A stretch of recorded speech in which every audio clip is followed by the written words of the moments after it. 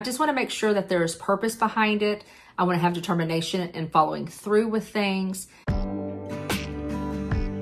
Hey guys, this is Heather at Homeschool Culture. In today's video, I'm going to talk about our word for our school year this year, what word we are going to try to live by, and I'm just going to always have kind of in the back of my mind when I'm planning, when I'm going my day-to-day, just things to think about so that I can have the most productive school year possible. I'm also going to discuss about some goals that I have in mind. So last night, or 2 nights ago, I was laying in bed and I got out my phone, I go on notes, and I pretty much in notes typed out most of this and then just transferred it into a Word document and printed it. And I just really want to make these next couple of weeks that we have off before we jump back into the new school year. I want to make them productive. And I also want to make my school year as productive as possible. And so my word for the 2023-2024 school year is intentionality. I want to make our home, not just our, and when I say that, I always say, when we talk about homeschool, we're not just homeschool moms, right? I mean, we are moms, we are homemakers. There's so much more than just schooling our kids, right? Having that leadership role as a teacher. And so I really want this word intentionality or intention to kind of go across not just my homeschool, but my home life, my homemaking life, my health, my relationships. So I really stopped and I thought about it and I was like, okay, so this is, what do I want to achieve? So I wrote all of that down and I'm going to share some of it with you. Being a homeschool mom is hard. Being just a homemaker is hard. Taking care of kids in a home, and like we have a property here, and taking care of animals and all of that, it takes so much work.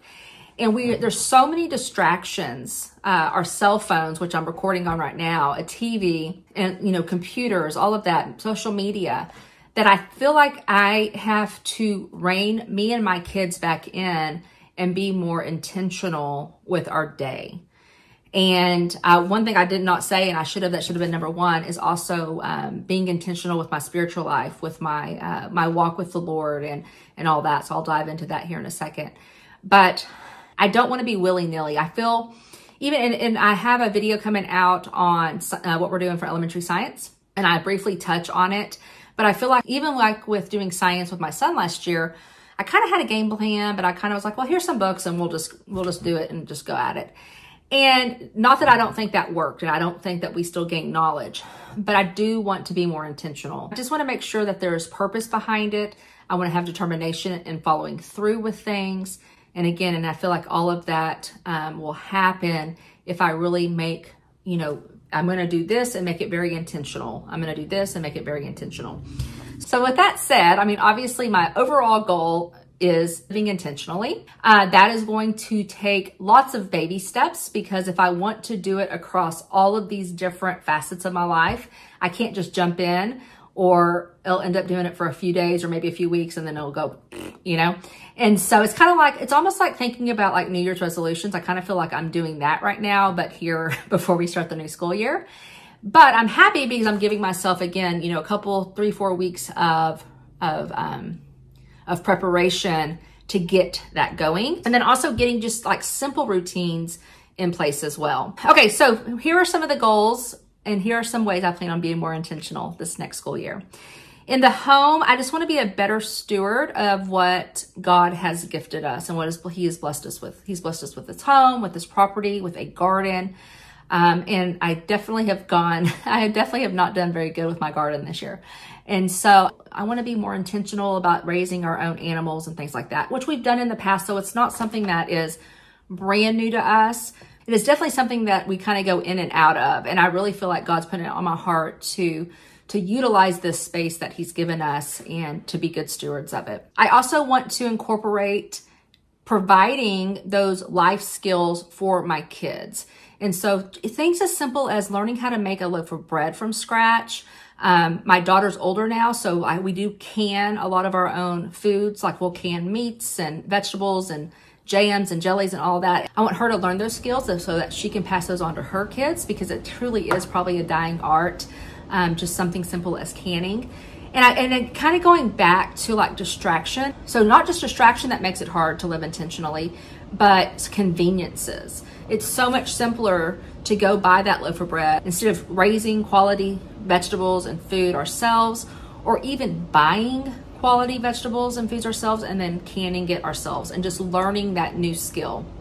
And so because of conveniences and distraction, I really feel like we have drifted so far away from living a intentional, purposeful life. And so again, that is my goal for us and me and my family to get back to. Okay, health. And so that all kind of goes into it again. I want us to get moving. I've talked about before on here, my daughter runs. Part of her homeschool is running, but my son doesn't necessarily do that. So, and then myself, pretty good about like going on walks and things like that. But again, we live in Texas and it's hot. So it's either going to be intentionally waking up early to go on those walks, or because we do have a treadmill, taking turns on the treadmill. I know that sounds like, well, that's kind of boring. I know, but we still need to get our steps in, right? We still need to get our body moving and not just lay on the couch and watch TV all day. Being healthy in that regard, like actually getting our body moving, but then also eating healthy. We're pretty good about eating healthy foods in the sense of we eat, good quality meats and we eat vegetables. Our problem is we all have a sweet tooth. And so we need to take that back a lot. And then also and I'm going to be honest with you, I have no problem going through the Taco Bell drive-thru because it sounds good and it's quick and, and it's easier. I say it's easier. It's a 20-minute drive there, a 20-minute drive back. So really it's not. But then I need to be purposeful with planning out meals. And again, I don't feel like, especially because I have a 14-year-old, it's not just me. I want her being a part of this. Homeschool is so wonderful because we are able to not just provide them with, all of this wonderful material and maths and science and histories and English and all of that, but we can provide them with real living skills, and cooking healthy meals is part of that. And even my little guy, my 10-year-old, he likes to actually, if I'm, making up some ground beef or something like that, he has no problem getting in and doing that. And so I need to be more intentional on the meal planning and getting my kids in the kitchen with me. Even if that is, and there was a time when we did good. Like there was a time she was making meals probably once a week for dinner. And then breakfast, they do make their breakfast a lot of times, but it's still like, what am I gonna have today? I want it to be very, okay, we're having this today. So there's no question. There's no, let's go get donuts or let's go, whatever. So that way we are eating as healthy as possible. Okay, so I've already talked about kind of like the distractions of, just the world we live in and all of that. And a lot of that is screen time. And so this really, I feel like can go across home, health, homeschool, relationship, but limiting screen time even more. I was a 80s kid. I was a latchkey kid, which means I, got off the bus and I went and I watched cartoons until my dad got home. And then, we sat with TV dinners and watched, Growing Pains and all those, TV shows from the 80s, which are actually okay to watch, but still like that. I've had to deprogram myself over the years because I don't want that for my kids. I don't want them to think, okay, it's dinner time, let's sit down and watch TV in front and while we eat, or it's 5 o'clock, that means we can watch TV the rest of the night. I want to deprogram that out of me and I guess now out of my kids, because not that we do that all the time, but it's definitely, well, we're eating, can we watch something? And I just don't think that is best. I'd rather us sit and listen to an audiobook or sit and have conversation, things like that. And so I'm gonna have to be very, very intentional about saying no to screen time. Also, I talked about in one of my videos I just did, I'm not sure if it's out yet, about how we really don't do video games, but my son does enjoy playing Minecraft, which I'm okay with. I'm okay with him doing, 30 minutes a day. But sometimes that 30 minutes, if I'm not paying attention, turns into an hour and a half. And so I need to be more intentional and purposeful. I need to be more intentional and paying attention to, okay, we're going to set a timer and it's going to be done in 30 minutes. And then the same with my daughter. Like she's not on social media, but she does have like Pinterest. And I think I've talked about this before on Pinterest. I mean, you and I both know, right? We could just scroll and scroll and scroll and scroll and scroll. And then 2 or 3 hours later, you're like, wow, that was a lot of scrolling. And I'm not sure how much I actually got out of it. And so it's okay to use and to utilize things like Pinterest or YouTube, like, this video. But it's also, there's a time and a place for it. And so to limit that. And so like for me, my place that I'm going to start having, because I enjoy watching YouTube, I'm going to, be on the treadmill for 20, 30 minutes in the morning. And I'm going to be able to watch YouTube videos. I'm going to allow myself to watch YouTube videos during that 20 or 30 minutes. And then maybe like in the evening time, yeah, I will, watch, 30 minutes to an hour of YouTube. Or maybe it'll be something as a family that we'll choose to watch. Because there's some family channels out there that we like to watch that have to do with sailing or hiking, things like that. So, but really limiting screen time. And not using it as okay, mom's got to get a YouTube video done, or mom needs a break, or whatever, go watch something. I'm trying really, really hard not to do that because it's not beneficial to them at all. And there's tons and tons of studies out there that talk about it. That was pretty much home and health. And so now we're going to talk about homeschool. So what are some things that I plan on doing? I need to slow down. I am a person, and I know I do this, I overplan, and I have my mark-off sheet that I've showed y'all before. I make an Excel, and it's like, okay, we've got to get it done. We've got to get it done. And I've lightened up a little bit over the years. Like, okay, well, we didn't get that done, but it's not the end of the world. We did get all of this stuff done. But there's that balance, right? It's a balance of, I might not be getting everything off my checklist done, but is it because we're utilizing our time wisely in another area? So I do have to be careful with that.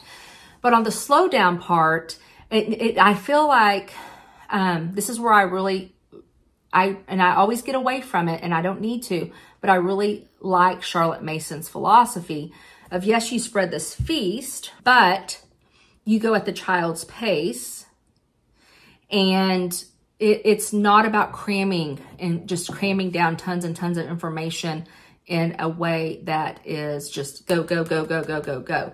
There is a time, like a time in the afternoons, to put on an audiobook and to learn how to crochet, or to do, a game as a family, or to do a puzzle, or to just sit there and listen to an audiobook on the swing outside and watch nature.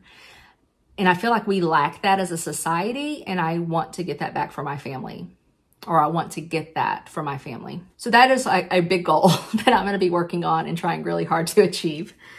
Another thing is making morning basket a priority. I think I tell you this every single year, and every year I start out strong with morning basket, and it really ebbs and flows, I'll be honest. So there'll be times that I'm like, okay, I can tell that it's going down. Oh, I only did that, 2 times last week instead of 4.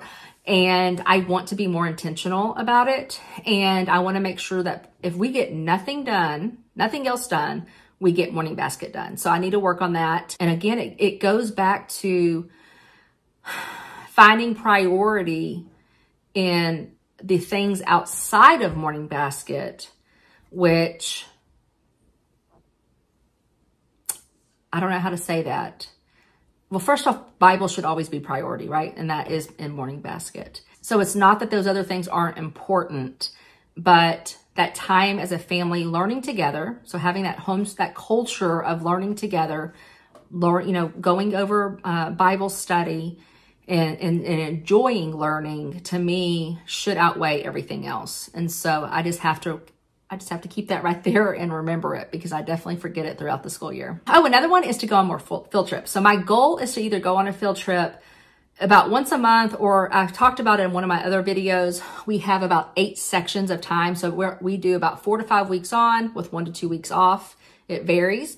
And so with that, we have like 8 dedicated sections. And so either going on like 8 field trips, or maybe like 1 field trip a month. But again, because we live kind of further out, I need to be intentional about making sure that we do it, because we do get to Dallas-Fort Worth a lot. And so when we get there, I just need to be intentional about actually having those field trips planned. And then my last one for homeschool is just focus on, again, I feel like my daughter, and maybe I don't know if it's just because she's getting older, although I still see it in her, but we have, I used to see such a love for knowledge from her. And then you say, you have to do this course and this course and this course. And it's like, I want to somehow foster that again. And hopefully we can do that through Morning Basket, where it's not so much about, because she does have like tests and quizzes and all that with math and science. It's not so much about that, and it's more about just that knowledge that we're gaining together as a family. So I'm hoping to foster that love for learning even further. Okay, the next section is relationships, and that is just getting out with friends more and family, friends and family, getting out with friends and family more and just enjoying experiences, whether it just be going and getting an ice cream cone together or going to the park or whatever it is, but just spending time with others outside of this home. So other people that live outside of this home, but spending time with them. So just enjoying our friends and our family more is definitely a goal for mine this year. Okay, my last one is my spiritual life, and I really want to focus on God's will for our lives. The whole reason why I homeschool is because that was God's will for my life, or I probably would have never done it. I never had a desire to do it. I couldn't imagine not doing it, although I say that, and there's still times that I'm like, well, maybe I should go back to work and be a teacher again, because I enjoyed it. I liked being a teacher in public school, but I love being a homeschool mom. But as you know, and as you know, I know, it's not easy. It's not easy all the time, and it's overwhelming. And that's kind of like where I need to slow down and make things more intentional learning wise, and not feel like I've got to throw everything at them. Because, and I'm going to kind of go back a second on homeschool. When you foster that love for learning, it doesn't matter if I'd never taught them about, let's just say, the water cycle, right? Because later on in life, if they hear that term and they're like, I really don't know what the water cycle is, just like you and I can do. We can get out a book, or we can look, we can Google it, and we can learn it as an adult. Does that make sense what I'm trying to say? Like, I want to foster that love of learning, meaning they hear terminology, they learn about things later on in life that they want to dive deeper into because they love learning that knowledge. And so the slow down also is not throwing so much where we miss the joy of learning. Okay, back to spiritual life. So I want to focus on God's love for our lives. Doing that is obviously through prayer. I try to be very intentional with my prayer. I try to ask God for his will over our lives. But the thing is you have to not just ask, but you have to listen, which means turning off screens, turning off devices, getting quiet, having quiet time. I feel like, again, every time, I used to go on a walk and listen to news or something like that, or a podcast or whatever. And now whenever I go for a walk out in nature, I try not to take my phone at all so that I can listen, well, to nature around me, but also, listen for God's voice. I just told you on the treadmill, I watched, YouTube. So now I have to kind of find it. Now that it's summer, I have to kind of find different times to do that. And that could be literally just waking up early, doing my, my Bible study, and then sitting there with a cup of coffee for 30 minutes and just, having a prayerful 30 minutes of just praying, but really just listening and seeing what he says to me. So that's just one way that I can do that. Well, and the next thing I'll point on here was listening for God, less distractions. So I guess I just went over that. But so those are my goals for 2023, 2024, like school year. But obviously they're not just for school. They're for all parts of my life, because again, we're not just homeschool moms. We are friends and family and homemakers and working moms, some of us, and all of the above. And so I'm sharing this all with you so that maybe it will inspire you or spark something in you to do the same. I do think putting things down on paper or, in a journal or however you want to do it, on your phone, on notes, if that's how you do things. But putting things down on paper and then keeping it there, even printing it off, like if there's something like if you put it in notes, if you're able to print it off and, posting it on, somewhere that you'll be able to see it often, it helps because, and again, throughout this whole next year, I plan on using that word intentionality to the point that some of y'all might go, I'm tired of her saying that, but I need it. I need it for me because I need to remember what my goal is for our family, or what my goals are for my family. And that is being intentional in all parts of our lives. And those are the ways that I plan on doing it that I just discussed. So if you have any questions or comments, please put those down below. Tell me what y'all do. How do you plan out goals for your year? Do you have like a word or a phrase? Maybe you have a Bible verse. I've seen some people do that. Put those down below and please share that, because I love getting inspiration from y'all as well. And on that note, I hope you have a super blessed day and a blessed week, and I'll talk to you soon. Bye-bye.